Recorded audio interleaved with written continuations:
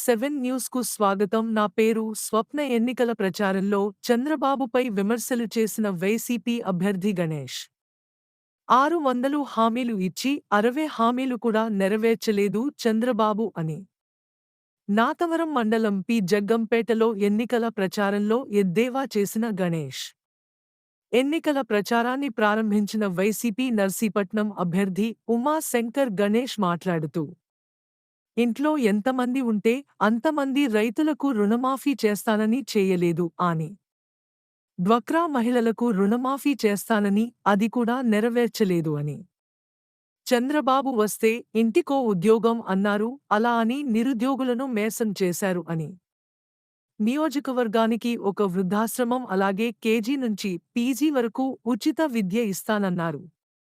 రూపాయలకే 20 లీటర్లు మంచినీరు, మహాలక్ష్మి పథకంలో ఆడబిడ్డకు 30,000 ఇలా ఎన్నో హామీలు ఇచ్చి గాలికి వదిలేశారు.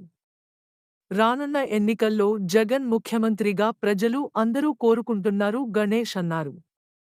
ఈ కార్యక్రమంలో నాతవరం ఎంపీపీ సాగిన లక్ష్మణమూర్తి, వైస్ ఎంపీపీలు పైల సునీల్ మైనం, నాగోపి, మండల party president Lagudu Nageswararao, P Jaggampeta booth convener GV Reddy Nagu, sarpanch Naganna Dhora తదితరులు పాల్గొన్నారు.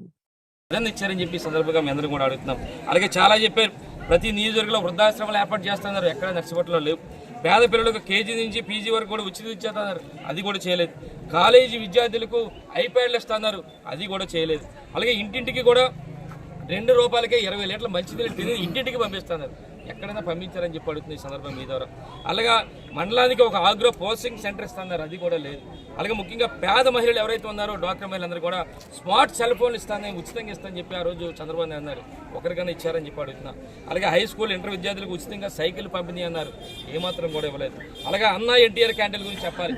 అన్నా ఎన్టీఆర్ క్యాంటీన్ రూపాయికి టిఫిన్ 5 రూపాయలకు పోయిందంటే పాపం చాలా మంది పేదలు ఇక్కడ చంద్రబాబు నాయుడు ఇక్కడ 5 బదులు వస్తే మనకి 5 రూపాయలుగా భోజనం, రూపాయికి టిఫిన్ పెడతాని చెప్పి చాలా మంది అనుకున్నారు. తీరా అధికారంలోకి వచ్చారు.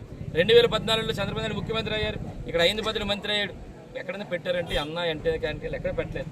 మరొక 2019లో 3 నెలలు 4 నెలలు ఎన్నికలు వస్తున్నాయి కనుక అప్పుడు ఆర్భాటంగా అక్కడ ఏరియా హాస్పిటల్లో ఒక 3 నెలల ముందు ఆర్భాటంగా పెట్టి మరి మేదో పేద ప్రజలను ఉద్ధరిస్తున్నట్టుగా పెట్టారు. అంటే మీరు 5 సంవత్సరాలు పెట్టలేదు, మళ్ళీ ఎన్నికలు వస్తున్నాయి కనుక పెట్టారు 2019లో. అలాగే 2019లో ఓటమి చెందిన తర్వాత మళ్ళీ 5 సంవత్సరాలలో 4 సంవత్సరాలు పెట్టలేదు.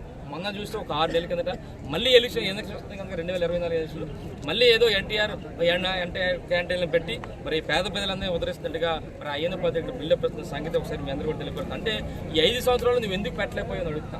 అంటే ఎన్నికలు వస్తాయి కనుక ఎన్నికల ముందు పేద ప్రజలకు ఏదో 5 రూపాయలుగా పోయిందో 2 రూపాయలుగా పోయిందని చెప్పి పేద ప్రజలు మోసం చేయడానికి పెట్టే తప్ప ఈ 5 సంవత్సరాలు ఎందుకు పెట్టలేదని చెప్పి ఈ సందర్భంగా మీ ద్వారా అయ్యన్న పద్ధతిని అడగడం జరుగుతుంది.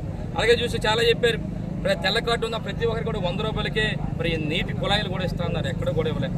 వ్యవసాయ ఉత్పత్తుల కోసం ప్రతి మండలంలో గొడవలు కోల్డ్ స్టోరేజ్ ఇస్తా అన్నారు, అది కూడా చేయలేదు. పండంటి బిడ్డ పథకం ద్వారా గర్భిణీ స్త్రీలకు ఆరోగ్యం పౌష్టికారం ద్వారా 10,000 అందిస్తున్నారు, ఎక్కడైనా ఇచ్చారని చెప్పి అడుగుతున్నారు. అలాగే ముఖ్యంగా మహాలక్ష్మి పథకం ద్వారా ప్రతి ఆడబిడ్డ కూడా పుట్టిన ప్రతి ఆడబిడ్డ కూడా 30,000 రూపాయలు బ్యాంకులో డిపాజిట్ చేస్తారు, ఎంతమందికి ఇచ్చారని చెప్పి ఈ సందర్భంగా అడుగుతున్నాం. అలాగే భూమి లేని గిరిజన కుటుంబాలకు 2 ఎకరాల భూమి అన్నారు.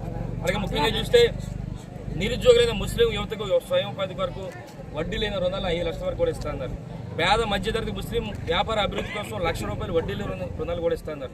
అలాగే ముస్లిం వర్గాలకు చెందిన అమ్మాయిల వివాహాలకు సందర్భంగా 50,000 విలువ చేసే కుటుంబ అవసరాల సామగ్రి కూడా అందిస్తున్నారు, ఎక్కడైనా ఇచ్చారని చెప్పి అడుగుతున్నాం.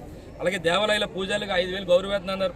60 సంవత్సరాలు దాటిన పేద బ్రాహ్మణులకు ఉచితంగా ఇళ్ల స్థలాలు అలా చెప్పి ఇలా లేనిపోయింది. అంటే సుమారుగా 600 హామీలు ఇచ్చి 60 హామీలు కూడా కనీసం 10% కూడా నెరవేర్చలేని చంద్రబాబు నాయుడు. కానీ ఈరోజు గౌరవ ముఖ్యమంత్రిగా 2019 ఎన్నికల ముందు చెప్పారు, మేనిఫెస్టో రిలీజ్ చేశారు, కేవలం 2 పేజీల మేనిఫెస్టో ఎన్ని చేసి ప్రతిదీ కూడా చెప్పారు.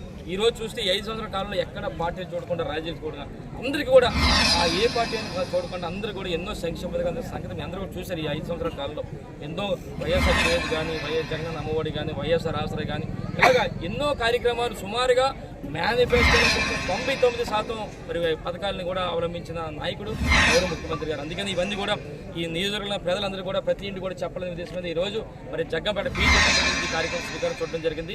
మేము ఈరోజు తిరిగిన తర్వాత మా పార్టీ నాయకులందరూ కూడా ప్రతి ఇంటికి కూడా వెళ్ళి ప్రతి ఇంటిలో వాళ్ళు చేసిన కార్యక్రమాలు 2014లో చేసిన కార్యక్రమాలు 2019లో చేసిన కార్యక్రమాలు కూడా ప్రతి ఒక్కరు కూడా చెప్పారు. ఏదైనా కూడా ఈరోజు ప్రతి వారు కూడా రాష్ట్ర వ్యాప్తంగా ప్రతి వారు కూడా జగన్మోహన్ రెడ్డి గారి నాయకత్వాన్ని కోరుకుంటారు. ఎందుకంటే ఈ రోజు పార్టీని కోరుకుంటూ చూస్తాం.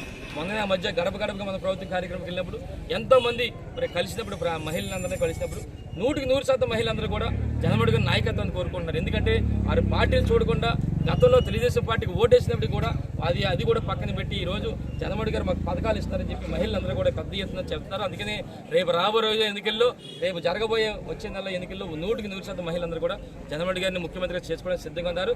దాంతోపాటు మహిళలతో పాటు మగవాళ్ళందరూ కూడా మా పార్టీ నాయకులు యూత్ అందరూ కూడా కష్టపడి పనిచేసి రేపు జగన్మోహన్ రెడ్డి గారిని ముఖ్యమంత్రి చేసుకోవడానికి అందరూ సిద్ధంగా ఉందని చెప్పి సందర్భంగా తెలియపరుస్తూ జై జగన్.